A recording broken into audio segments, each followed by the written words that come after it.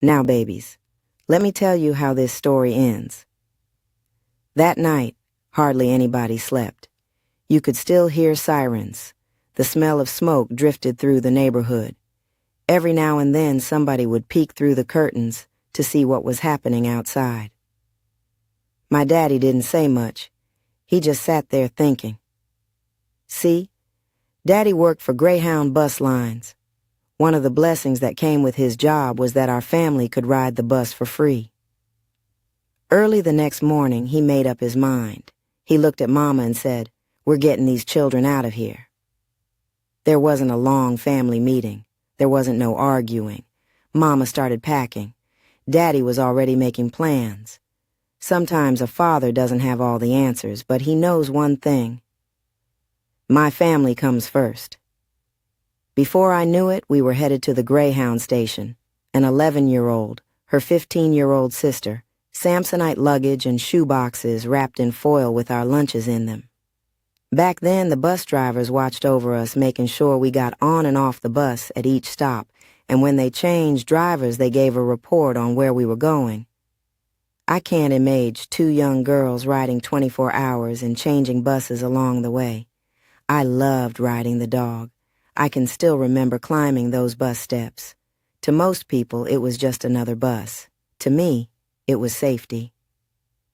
As the bus pulled away from Akron, I looked out the window. The streets got smaller. The buildings faded into the distance. I didn't know when we'd be back. I didn't know what would happen to our neighborhood. I was just thankful to be so loved. We rode all the way to Florida, where our family had roots. Looking back, I realized Daddy wasn't just sending us on a trip. He was protecting his children. Now that I'm older, I understand things I couldn't understand at 11. I know people were hurting. I know many black families had grown tired of unequal treatment and broken promises.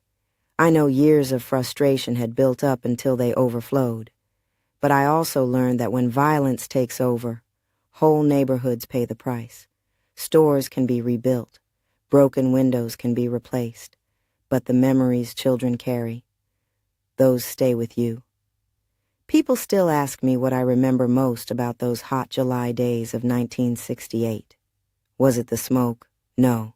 Was it the sirens? No. Was it seeing blood? I wish I could forget that. What I remember most is my daddy. I remember him standing on his tiptoes in that crowd, searching for his little girl. I remember the relief on his face when he found me. I remember him holding me so tight I could hardly breathe.